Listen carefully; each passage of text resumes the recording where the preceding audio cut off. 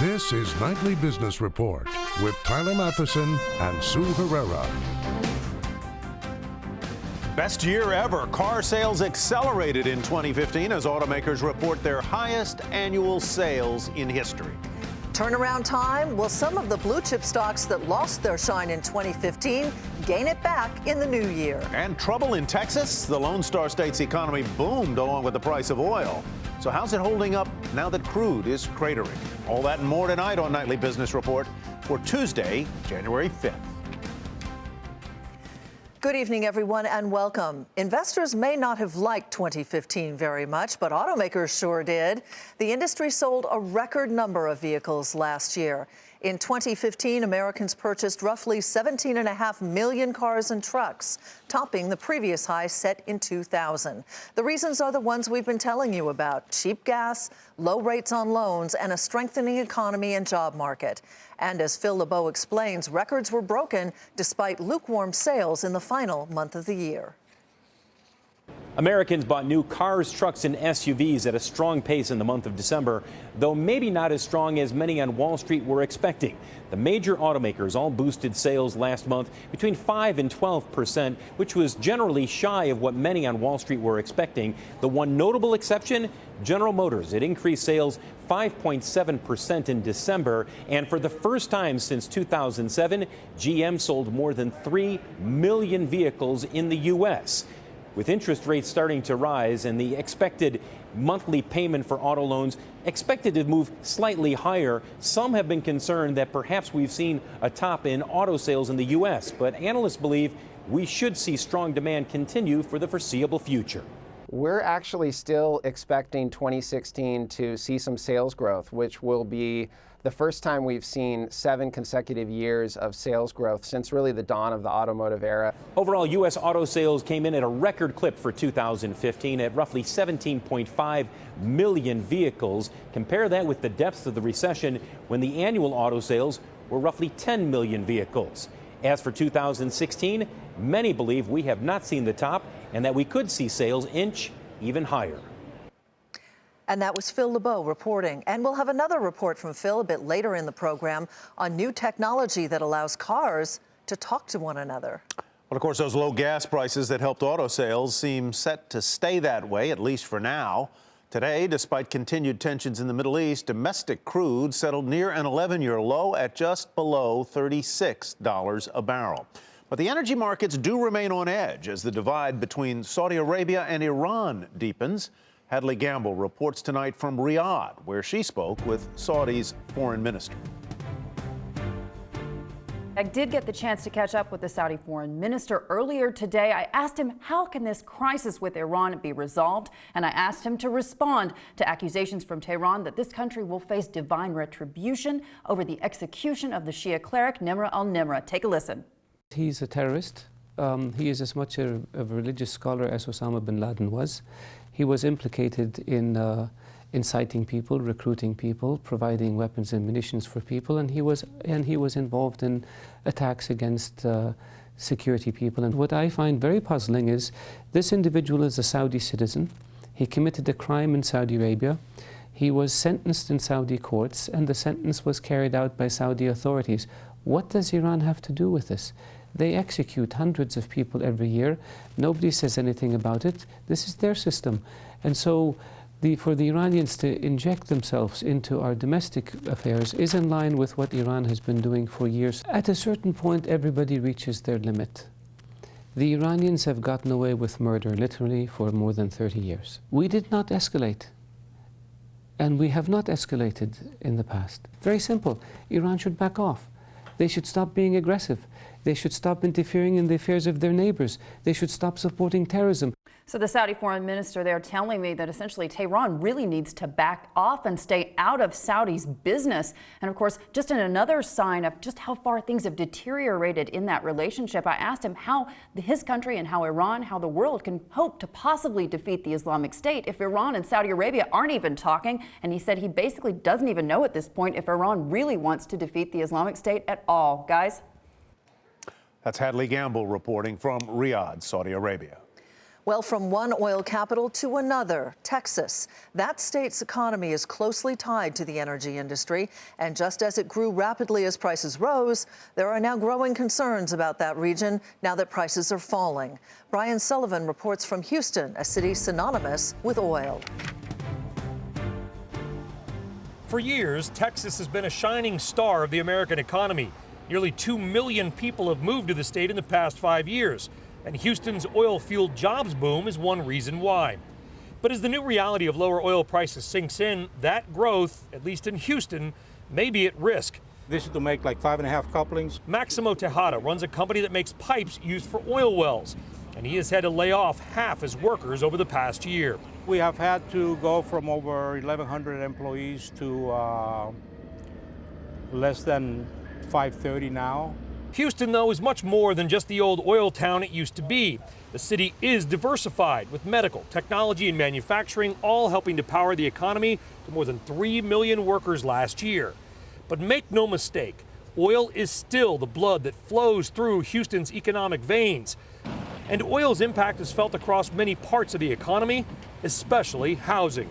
We sold 2,500 homes in 2015. That's down about 8% from 2014, which was a record year for us. If housing slows, many of the construction jobs that come with it could also be impacted, which could also then hurt consumer spending as jobs are lost. Nobody is predicting the lights going out on the Lone Star State anytime soon. But if oil prices do not recover, Texas, and in particular Houston, could be in for a rough couple of years.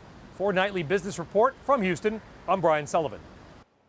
On Wall Street, investors remain cautious following yesterday's big beginning of the year sell-off. Overnight, the People's Bank of China reportedly injected nearly $20 billion into money markets, and that helped stocks stabilize. By the close, the Dow Jones Industrial Average was up 9 points to 17,158. Blue chip index had been down as much as 110 middle of the day.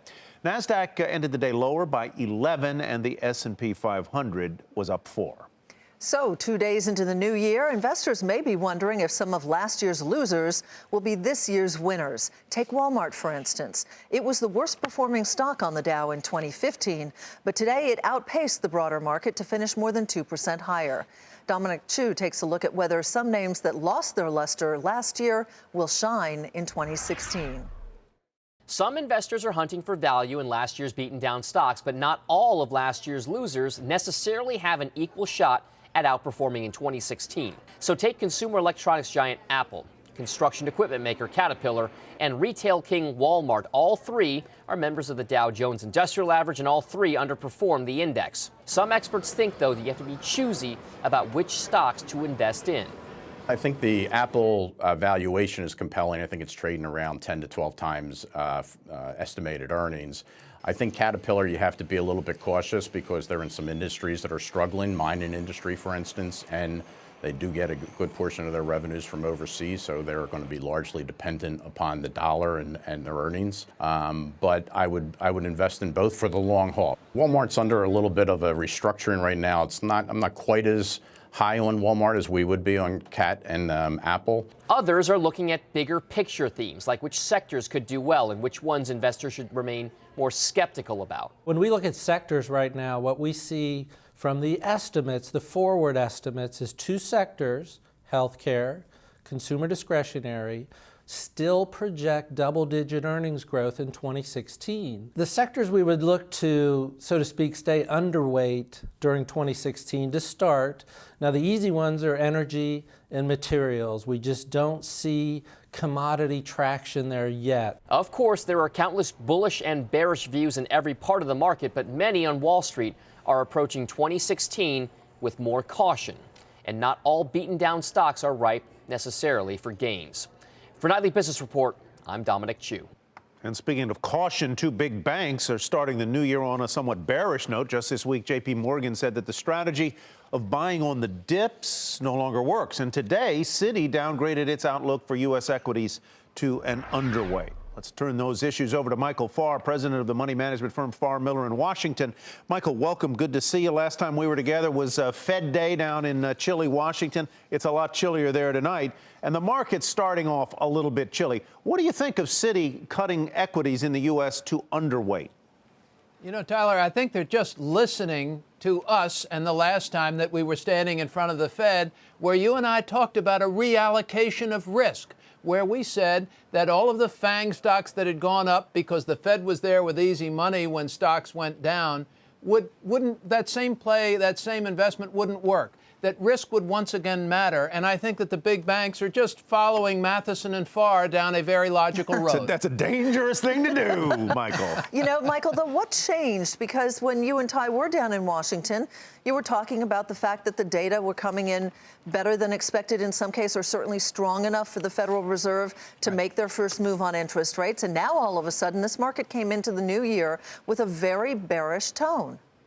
It has, Sue, and I think that bearish tone has been building for a while. I think a number of investors looked through year end and said, wow, we really didn't make any money last year. We're taking a look at the news out of China, which continues to deteriorate. Now, keep in mind, the Chinese economy is still growing, but there's sort of a global malaise, and we're seeing a global weakness. So as we look at stocks, we aren't looking for anything robust, but sentiment's turning negative. And when investor sentiment turns negative, the whole herd kind of runs in the same direction and the stampede shifts. It's a really important time to pay attention to the data, the discipline, and do your research, because you can get caught up in a lot of noise. Right. The sky isn't falling, okay? Look at the numbers. Where can I make a little money in 2016?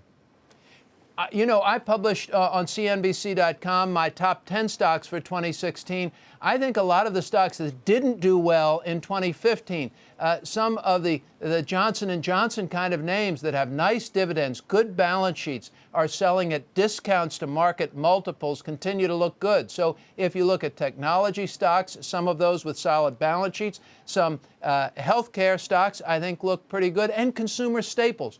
All of these are defensive. People continue to spend money in these areas. And I think with a little bit of a dividend and a patient investor, there's still money to be made. You also like U.S. multinationals, but that's your way of playing the international market versus going into maybe developed Europe or something along those lines.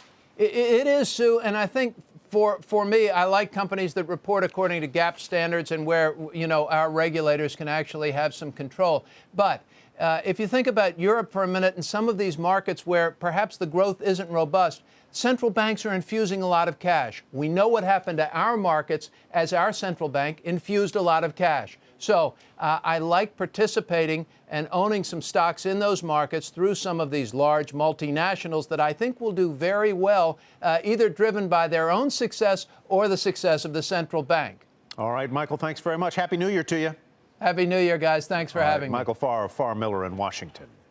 And shares of two gun makers hit all-time highs today as President Obama outlined new measures intended to reduce gun violence. The president used his executive authority to expand background checks and strengthen firearm laws that already exist. Speaking at the White House, he said the actions could save lives and became emotional when reflecting on the shootings at Sandy Hook Elementary. First graders.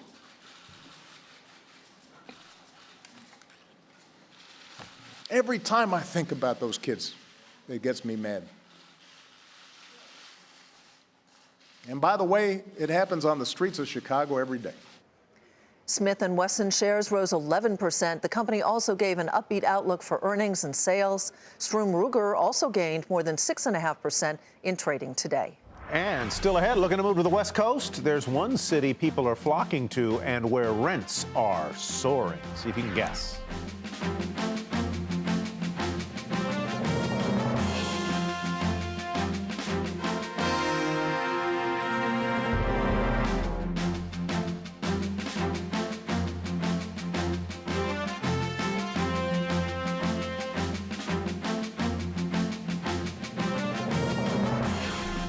It has never been more expensive to buy a home in Manhattan. The average price of an apartment hit a record $1.9 million in the fourth quarter of last year. This according to the real estate firm Douglas Elliman. The Manhattan market held up despite volatility overseas, and that impacted international buyers. But if you're looking to rent, you may also be in for some sticker shock. Rents rounded out 2015 with some staggering numbers. And one city in particular is taking a huge lead thanks to big job growth. Diana Olick has the story. Rents continue to soar, ending 2015 with the highest year-end rent growth in a decade. It came in at 4.7% in Q4, a little lower than Q3, but above the year before. Rent growth has been at that level or above for 5 straight quarters, and that's the longest it has been that high for that long in over 20 years. This is all according to Axiometrics. Now, topping the hot rent list, Portland, Oregon. Last fall, it replaced Oakland, California for the highest annual rent growth, up 12% in Q4 compared to the previous year. Job growth is fueling demand, outstripping supply and pushing both home values and rents significantly higher. Portland home prices were up 9% in November year over year, and that's far higher than the 6% home price gains we saw nationally, according to CoreLogic. And Oregon came in as 2015's most popular moving destination, according to United Van Lines. 69% of interstate moves were inbound. This as the Northeast experiences a moving deficit. New Jersey, New York, Connecticut, and Massachusetts made the list of top 10 states people are leaving. For Nightly Business Report, I'm Diana Olick in Washington. The drug maker Eli Lilly issues a weak financial outlook, and that is where we begin tonight's Market Focus. The company cited impacts from foreign exchange as well as analysts' differing revenue expectations in various units. On the upside, Lilly said it does expect R&D spending to be higher than last year, and it has 9 late-stage drugs in its pipeline. Shares of the drug maker up 1.5% to $84.11. Gilead's shares rose after the FDA granted it a priority review for an experimental Hep C treatment. Hep C treatments once made up a majority of Gilead's sales, but competition has been eating into revenue. Shares of the company up more than 1% on the day to $99.26. Spirit Airlines chief executive Ben Baldanza steps down and company shares step up. Baldanza had been in the job since 2006. He gets credit for keeping ticket prices low while boosting fees. Shares of the airline rising almost 6% today to $41.50.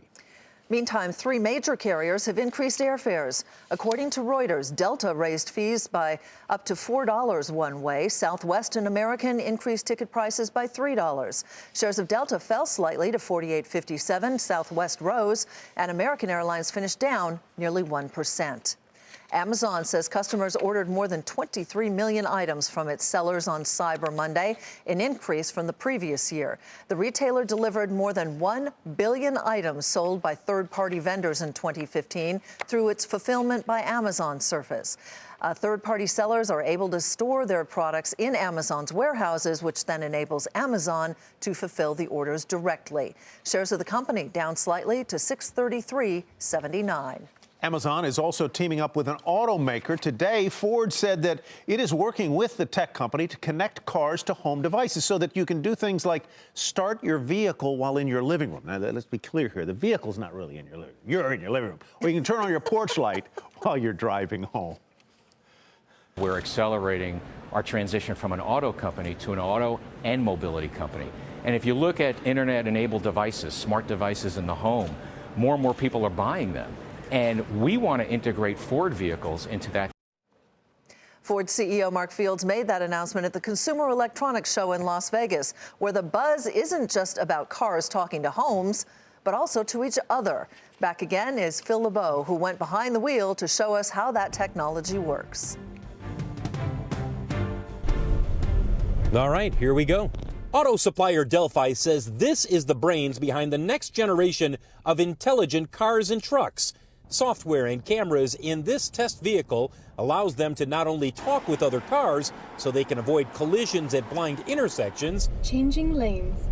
So we're changing lane because there's a hidden driveway up here. But it also goes one step further, communicating with stoplights about changes in traffic and with the smartphones of pedestrians so they can stop or slow down and avoid crashes where pedestrians could be hurt or killed.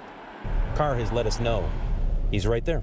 The opportunity to get that advanced information before the car is there, before anybody's put in danger, it would just be an incredible improvement in safety. Vehicle-to-vehicle communications is a crucial step in the development of autonomous drive cars and trucks, like the Google car. Delphi's technology will be in the first GM models with Super Cruise Control, which come out later this year. The next step for smarter cars, which will hopefully lead to fewer people being in accidents. And to read more about the way cars communicate, head to our website, nbr.com. Also on display at the Consumer Electronics Show this week is virtual reality technology. The industry expected to grow rapidly over the coming years, and as Julia Borston reports, there's now more evidence than ever that the technology is going mainstream. Virtual reality is headed for a breakout year, with Sony's Morpheus and Facebook's Oculus both launching highly anticipated VR headsets. Pre-sales of the Oculus Rift start tomorrow. And today, HTC just announced its second-generation virtual reality system, the Vive Pre. And now I'm in a whole new world. On the heels of the first shipments of the lower-cost Samsung Gear VR selling out over the holidays, a new study out today finds nearly half of all Americans who play any sort of video games are interested in at-home VR. These are really strong numbers. I mean, you don't need to get anywhere near the number of people that said they're very interested to have a very successful launch. And a sign of just how broad demand is for virtual reality, Maggot Advisor's new survey finds even gamers are more interested in entertainment content in VR, movies and television, than they are in playing virtual reality games. And now media companies are investing to create new VR apps to stake a claim in this new type of content. Netflix, Hulu, and DirecTV have all launched VR apps. They're among the hundreds available in the Oculus App Store and the dozens available for Google Cardboard's $20 headset. And studios are placing big bets. Today, Fox unveiling its VR adventure, The Martian Experience, which I had a chance to try out. Ooh, I got it. I threw a potato in. The Martian Experience will go on sale for Oculus Rift and Sony Morpheus. Fox, which is leading Hollywood's push into VR, is planning one more VR adventure like The Martian, which will work on the more expensive headsets, and two more designed for the lower-cost mobile VR headsets. They'll all be tied to Fox films, but they're not designed to be marketing, but a whole new revenue stream. And cable channel Sci-Fi just announced it's launching an innovation lab to create immersive virtual reality content as well. And then it'll start just growing and growing. I mean, you wouldn't dream of watching TV today without an HD TV. So I imagine for the right content, people wouldn't dream of watching that content if it wasn't on VR, for the right content. And that means big business. According to research firm Digit Capital, virtual reality and augmented reality are projected to generate $150 billion in revenue by 2020. For Nightly Business Report, I'm Julia Borston in Los Angeles. Coming up, a first look inside of New York's medical marijuana dispensaries that opens for business Thursday.